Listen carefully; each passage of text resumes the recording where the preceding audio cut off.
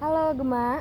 Iya, Oke, terima kasih ya sudah menyempatkan waktunya untuk datang konseling pada hari ini.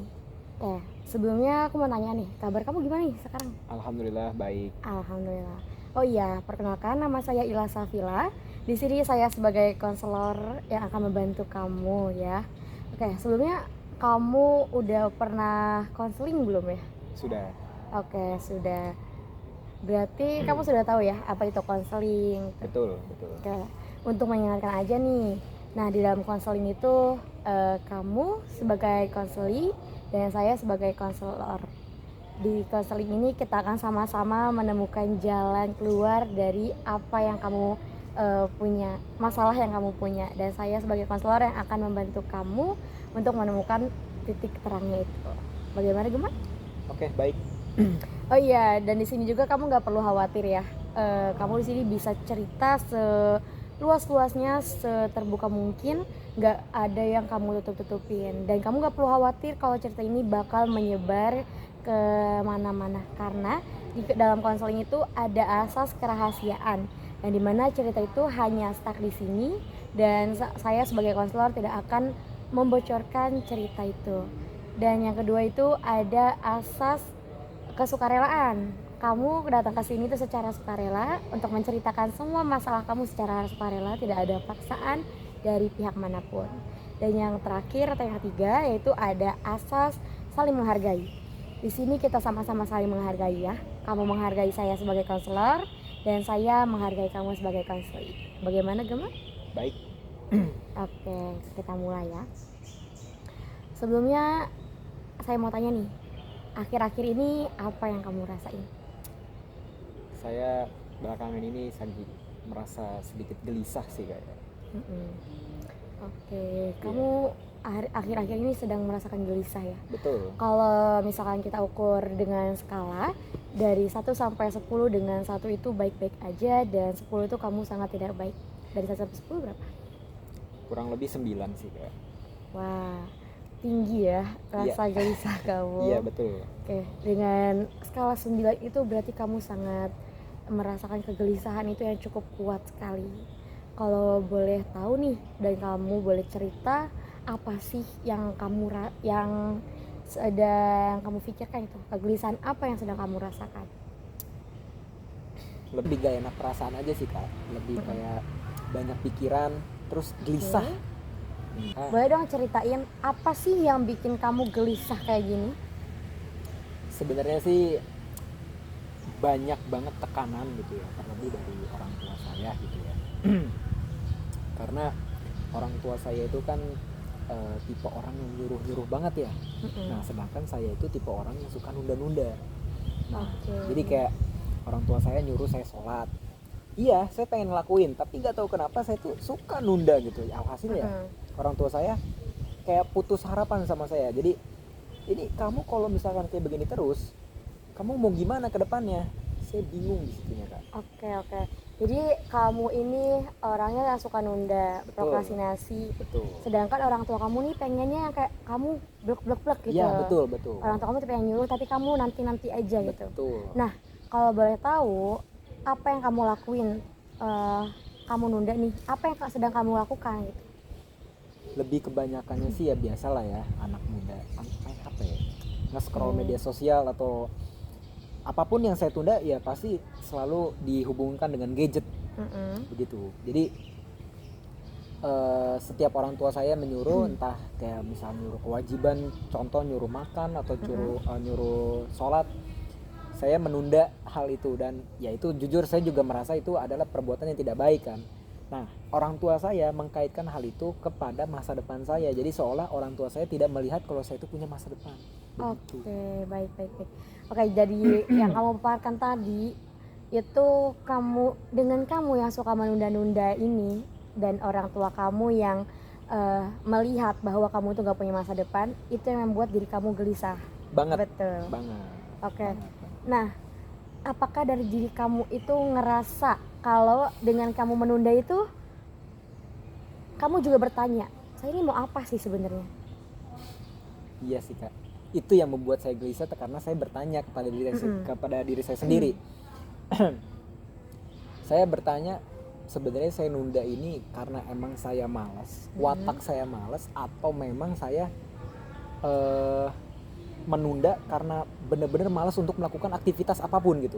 Oke. Jadi saya kadang suka bingung, saya menunda karena emang watak saya sendiri atau memang disengaja karena saya malas beneran gitu.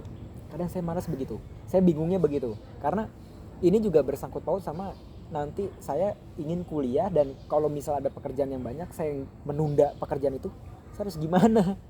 Oke, jadi di sini problemnya kamu bingung ya dengan diri kamu. Sebenarnya berarti dari diri kamu sendiri ini kamu ingin merubah itu semua. Tuh. Ingin. Oke, apakah kamu sebelumnya pernah punya sedikit melakukan perubahan?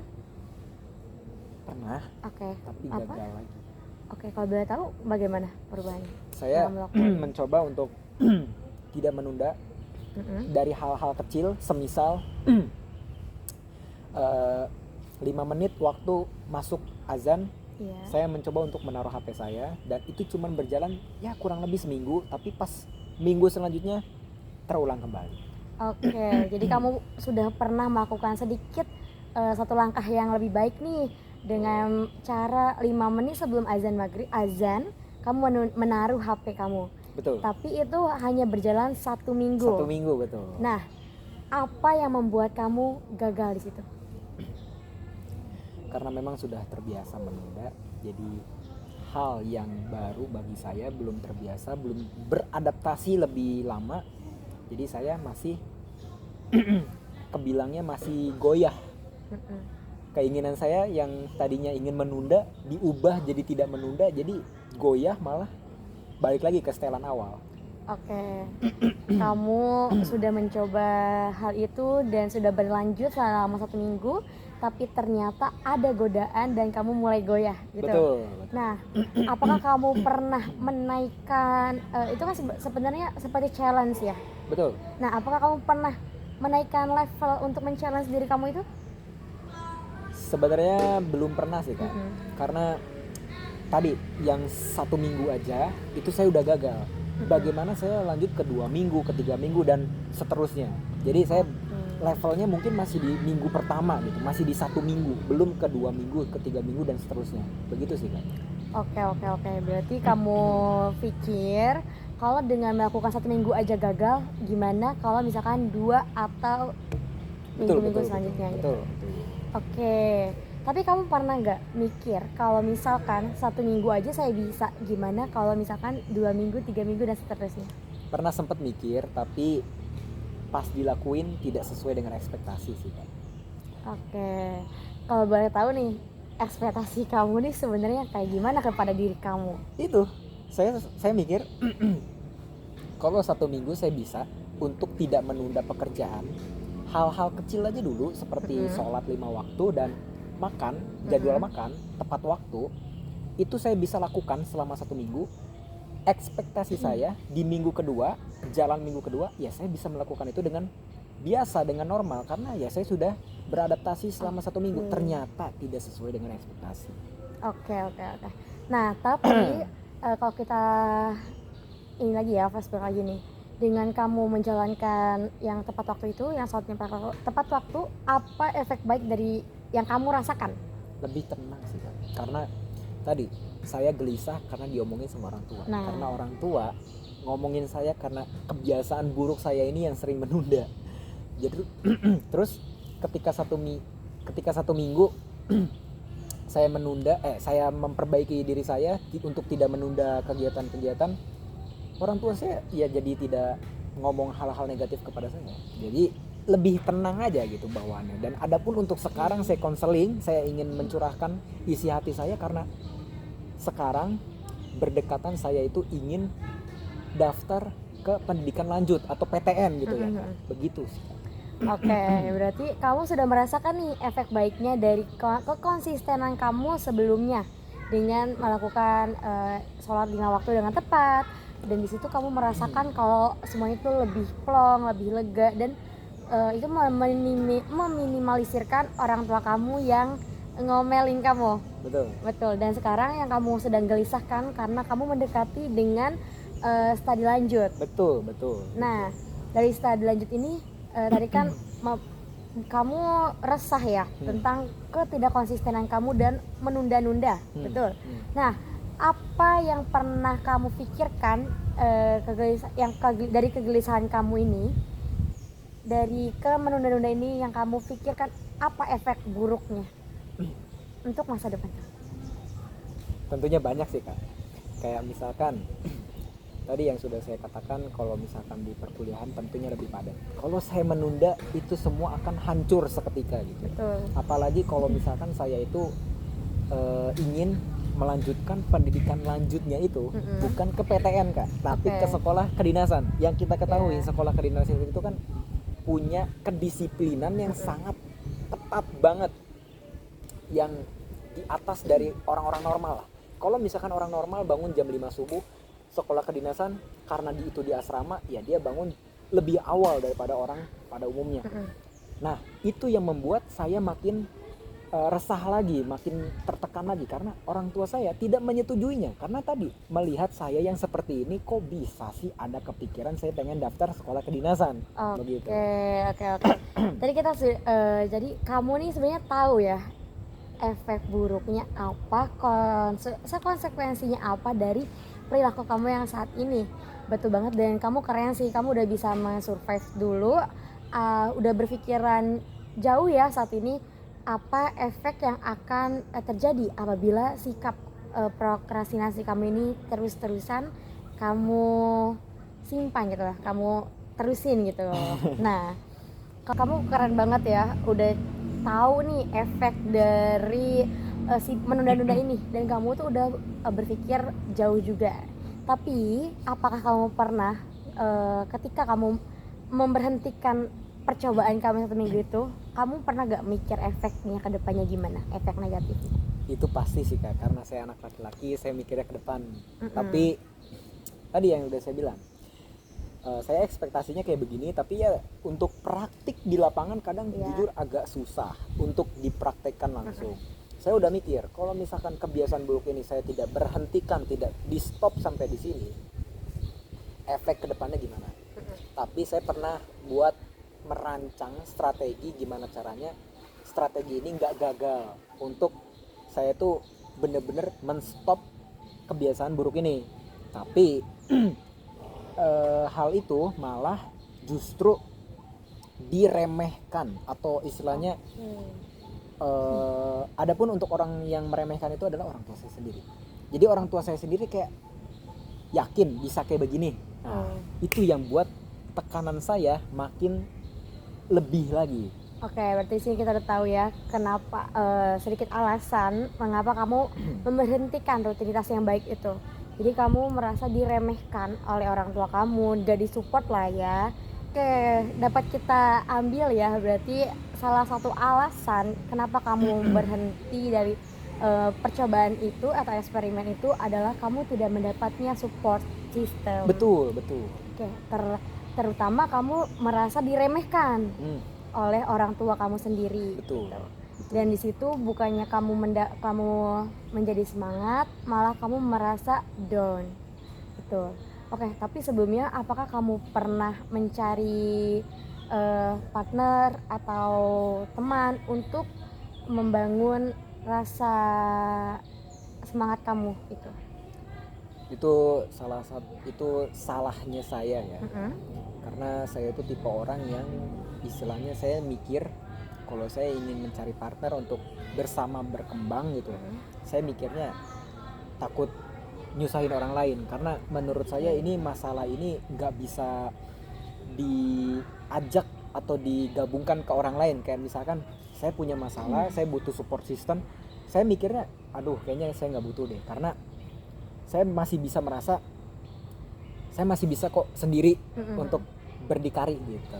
Oke, sebenarnya pemikiran seperti itu nggak salah juga ya, karena memang ada orang yang bisa berkembang itu dengan sendiri, ada juga yang berkembang yang membutuhkan orang lain. Betul. Dan mungkin kamu memang membutuhkan berkembangnya, ingin berkembang secara independen atau secara sendiri. Betul. Tapi dari pikiran kamu yang tadi, yang cara kamu berpikir kalau misalkan kamu ngajak orang lain itu akan membebani orang itu kita tidak bisa membenarkannya, karena itu akan menumbuhkan rasa atau pikiran kamu itu kalau nggak ada yang peduli sama kamu tuh. Dan kita sebagai makhluk sosial, atau mungkin kamu sebelumnya pernah gak punya motivator gitu, entah itu selebgram, selebtok, atau youtuber gitu? Punya. Oh iya, siapa? Saya sangat excited sekali, sangat senang hati sekali untuk menunjukkan siapa panutan saya. Panutan saya itu ada 3. Wow, dan panutan saya ini itu orangnya yang membentuk karakter saya seperti ini. Jadi panutan saya yang pertama itu ada namanya Hamzat Chimaev, dia dari orang Rusia. Wow. Yang kedua Habib Nurmagomedov, yang ketiga Islam Makhachev. Ketiga orang ini itu memiliki karakter yang memang tadi yang sudah. Oke, berarti kamu punya 3 motivator. Betul. Dan itu sebagai panutan kamu, dan Betul. mereka itu tiga-tiganya mereka itu berdikari dan Betul. juga independen dalam menyelesaikan sebuah masalah. Betul. Dan kamu memiliki ingin menjadi seperti mereka yang berdikari juga gitu. Ya. Nah, itu kan bagus ya, karena kita punya motivasi gitu kan. Ada yang ingin dituju gitu. Betul. Nah, dari diri kamu sendiri nih, apakah kamu melihat dari ketiga tokoh tersebut, adakah kutipan atau yang pernah kamu baca, yang kamu lihat tentang menunda-nunda itu sendiri? Pernah. Oke. Dari salah satu tokoh yang bernama Habib Nurmagomedov, dia pernah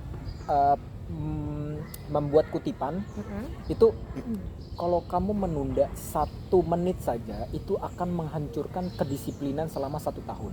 Okay. Ya, saya menangkap kata-kata itu, saya memahami betul maknanya, dan saya tuh orangnya masih labil ya untuk kayak saya bisa nih seperti ini, tapi pas dilakuin tidak bisa gitu. Saya bisa nih untuk melakukan, untuk tidak menunda meskipun cuma 1 menit gitu, tapi fakta di lapangannya berbeda. Tapi kamu sudah punya kata-kata itu yang dari tokoh dari Habib yang kamu jadikan motivator. Betul. Dan kamu juga sempat ingin menerapkan itu ke dalam diri kamu. Betul. Namun ternyata apalah daya gitu kan ya, kamu masih kekurangan rasa motivasi untuk melanjutkannya mungkin ya. Motivasi yang tadi itu, apakah kamu pernah menerapkan kepada diri kamu sendiri? Untuk saat ini karena saya sudah banyak tekanan dari orang tua, dari diri sendiri juga merasa overthinking karena kayaknya saya harus berubah deh. Betul. Saya sudah terpacu untuk bisa melakukan perubahan, tapi tetap hasilnya masih 50% karena ya tadi sesuai dengan realitanya, tidak sesuai dengan ekspektasi, begitu maksud saya. Ya, tapi setiap kali saya ingin mencoba gagal, mencoba gagal.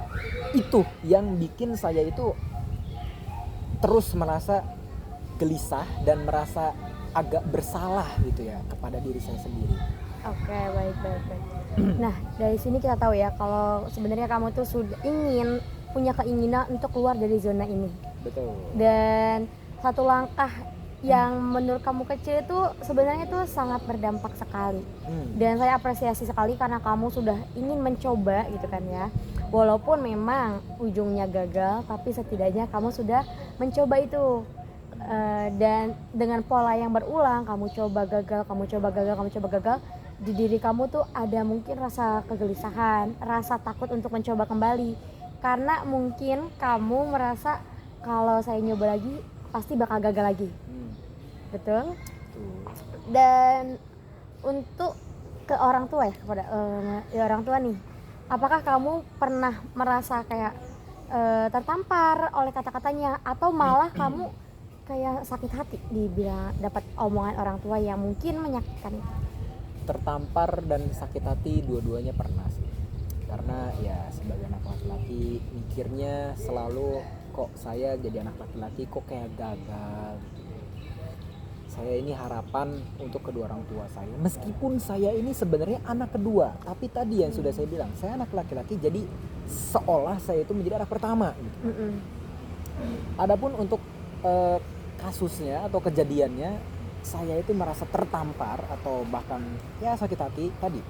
Orang tua saya istilahnya tidak memberi harapan dan tidak percaya kalau saya itu bisa melakukannya gitu kan. Oke. Jadi benar yang tadi di awal, saya tidak mendapatkan support atau dukungan dari orang tua. Oke. Saran kamu tadi ya, kita sudah melihat emang mungkin faktor utama itu dari support ini. Nah, tadi kan kamu tidak mendapatkan support dari orang tua ya, karena memang mungkin yang orang tua lihat kamu menunda-nunda terus kamu yang kelihatan mungkin di mata orang tua tuh kamu malas-malasan gitu kan. Ya, apakah kamu di luar rumah ya? Ini di luar rumah. Kalau tadi kan di rumah nih.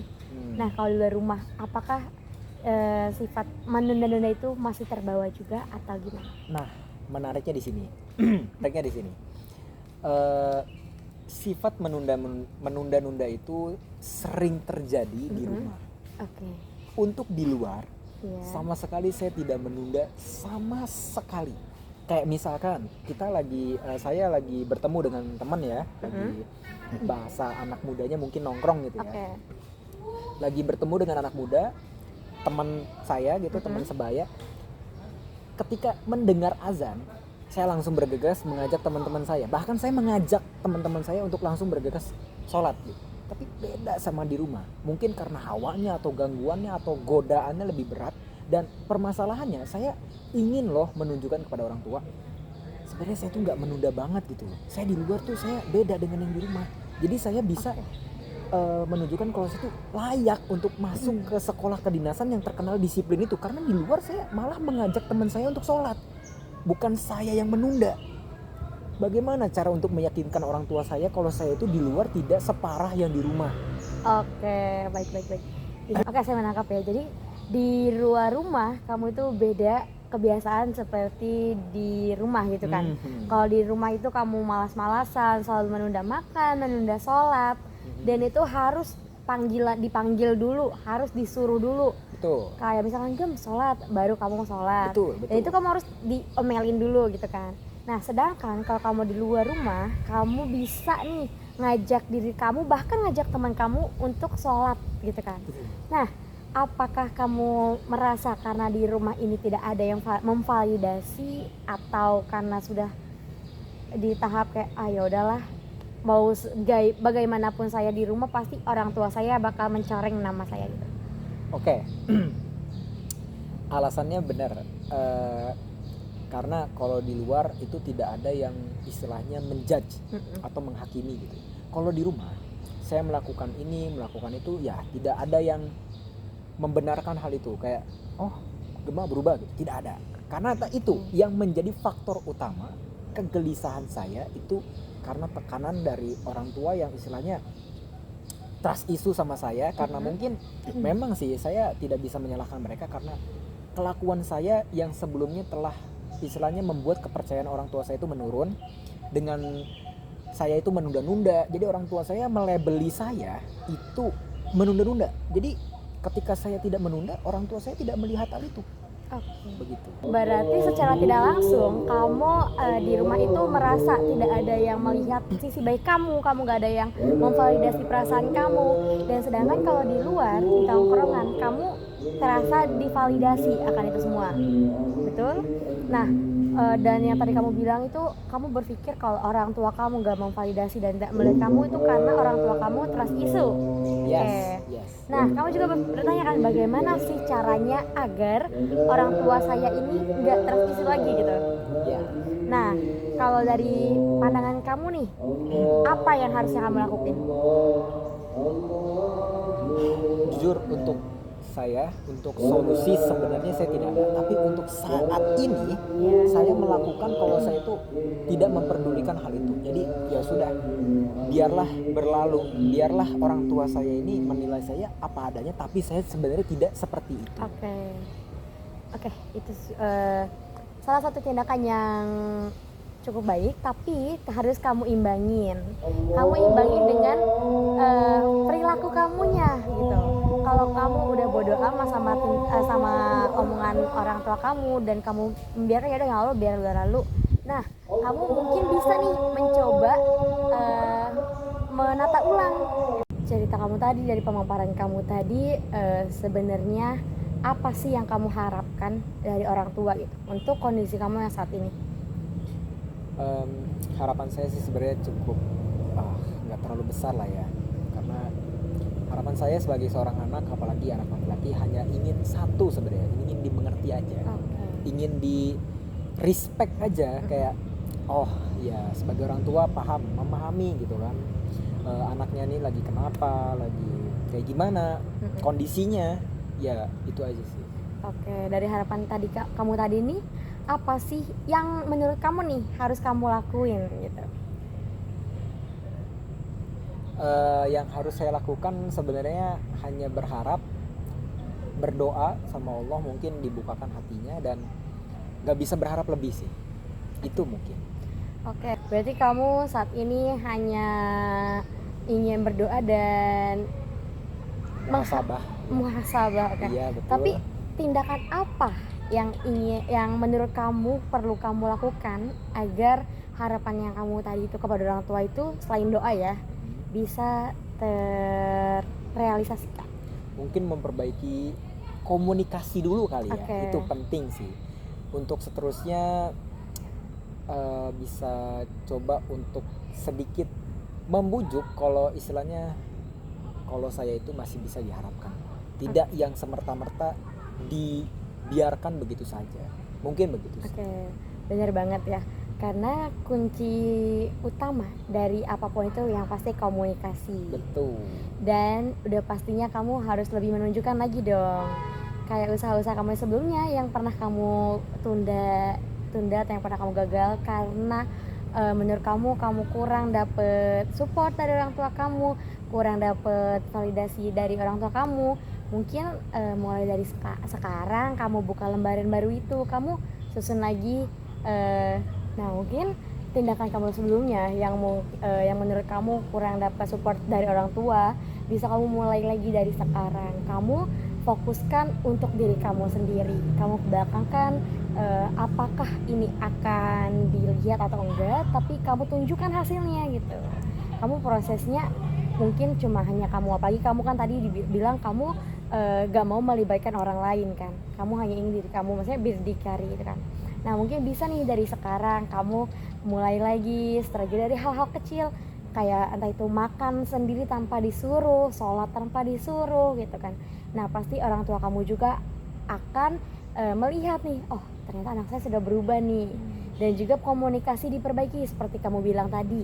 Nah komunikasi kepada orang tua kamu perbaiki, yang kayak kamu lebih yakinin lagi nih ke orang tua kamu kalau misalkan aku bisa loh berubah gitu, saya bisa loh mencapai cita-cita yang saya inginkan gitu. Apalagi tadi yang ke IPDN ya kan, betul.